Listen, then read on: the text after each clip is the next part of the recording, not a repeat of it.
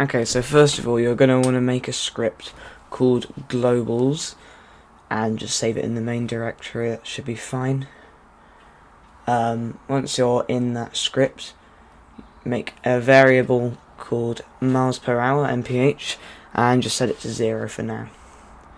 Now, in the project settings under auto load, I've already got it here because I made it earlier, but you're going to put the path into the global script and click add. Then in the cars script, you're going to scroll down. I've already put the line in, and you're going to type you're going to type the globals.mph equals speed and save. Now we're going to go into the we're going to make a new scene, and we're going to make a canvas layer as the main node. Under that, we're going to add a margin container and just set it to be at the bottom right. And we're going to save it in assets. Scenes. Then create a folder called UI and save it inside of there. And change the name to Speedometer. It just makes it a bit easier to see what it is. So in the layout tab, click bottom right. So we set to the bottom right, and we're going to add 2 sprites. We're going to name the first one dial and the second one needle. For the textures, I've linked this in the description, but I'm going to use my textures that I've put in assets UI. I'm just going to put the needle in. I'm going to fast forward in a second because I just messed around with trying to get everything to the perfect dimensions for about a minute or so. So yeah.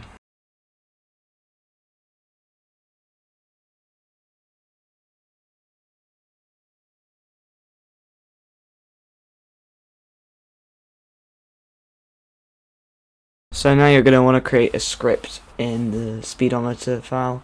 Just uncomment the process delta, and in there you're going to type margin container and needle dot rotation degrees equals open bracket globals dot miles per hour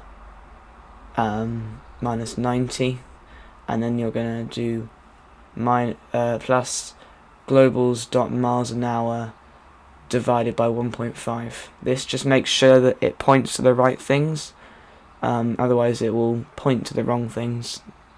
So yeah, after you've done that, you're gonna need to go into the scenes, cars, Caterham, and open up that, and gonna create an instance of your speedometer scene. I've already got one, so I'll just delete the original one I had. Then we're going to click play, and it should work. Oh, I have an error here because I was silly, but you'll see what the error is. So you can see that when we go to 30 miles an hour or so, it says it's at 50. So if you think about it, 50 kilometers per hour is actually 30 miles per hour. So what I've forgotten to do is change in the car script to change it into miles per hour instead of kilometers per hour. I don't know why I did that in the first place, but it's just in England we use the imperial units for miles per hour mostly.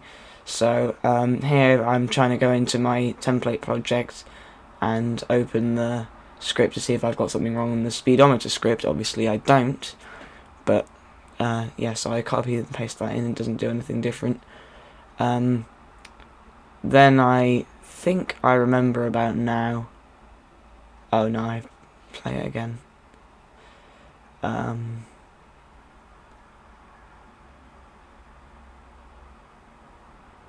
Yeah, the same thing happens. Then I remember that I've got to go in there and divide it by 1.609. So if I paste that in and play, Now, hopefully, the speedometer's up, and when we put it into full screen, it works like a charm. So, hopefully you enjoyed this, hopefully it helped you. I'll just put some footage of me racing around the track to show that all of the speeds are pretty much 100% accurate, but probably about 95 or something. Not amazingly accurate. There's probably some mathematical equation you can do to find out the exact speed, but I'm not that clever, so I didn't use that. But you can see it works perfectly fine for most use cases, and if you're giving this to a person who who can't see the top left speed section, then they're not going to notice a 5 mile an hour difference probably. So thanks for watching, and goodbye.